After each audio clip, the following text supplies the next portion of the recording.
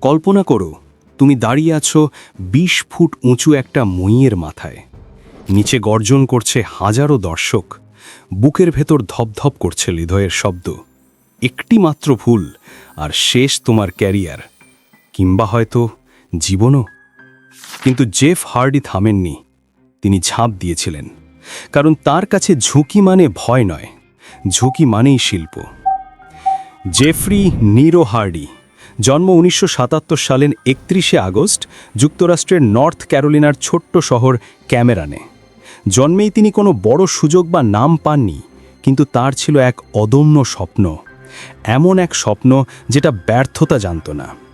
শৈশবে জেফ আর তার ভাই ম্যাট নিজেরা বানিয়ে ফেলেছিলেন একটি রিং।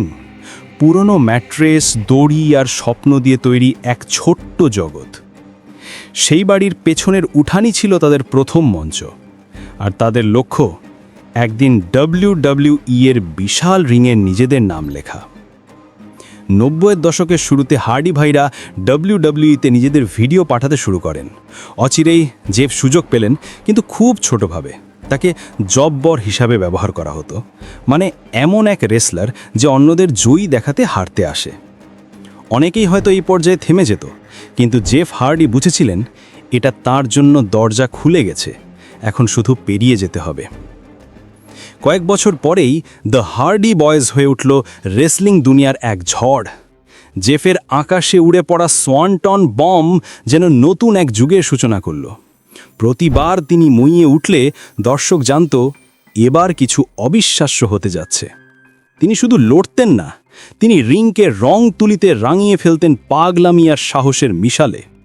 কিন্তু এই ঝুঁকিপূর্ণ জীবনের আড়ালেও ছিল এক গভীর অন্ধকার। চোট, চাপ এবং আসক্তি, এই তিনে জেফ ভেঙে পড়েছিলেন একাধিকবার। অনেক সময় মনে হয়েছে তার ক্যারিয়ার শেষ। WWE তাকে সাসপেন্ড করেছে, সমালোচনা হয়েছে, অনেকে বলেছে হার্ডি শেষ। কিন্তু জেফ হার্ডির গল্পে শেষ বলে কিছু ছিল না। তিনি ফিরে এসেছেন বারবার, আগের চেয়েও শক্তিশালী হয়ে।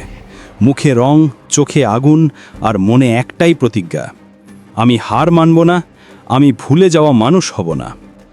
২০০৮ সালে তিনি পৌঁছলেন জীবনের সবচেয়ে বড় মুহূর্তে। WWE চ্যাম্পিয়নশিপ জিতলেন।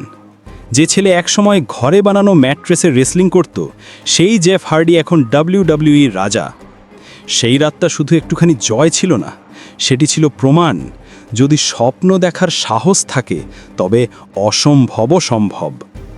রেসলিং ছাড়াও জেফ একজন শিল্পী, সঙ্গীত শিল্পী আর কবিও।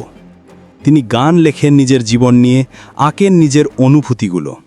তার কাছে শিল্প আর রেসলিং আলাদা কিছু নয়, দুটোই তার আত্মার ভাষা। আজও জেফ হার্ডি সেই একই মানুষ, বিদ্রোহী, বেপরোয়া, কিন্তু গভীরভাবে মানবিক। তিনি জানেন জীবন বারবার ফেল করে, কিন্তু সফলতা তাদেরই আসে যারা পড়ে গিয়ে আবার উঠে দাঁড়াতে পারে। তার জীবনের গল্প আমাদের শেখায়, তুমি যতবারই পড়ে যাও না কেন, যদি তোমার মধ্যে আগুন থাকে, যদি তুমি নিজের উপর বিশ্বাস না হারাও, তবে একদিন তুমিও আকাশে ওড়ার অধিকার অর্জন করবে।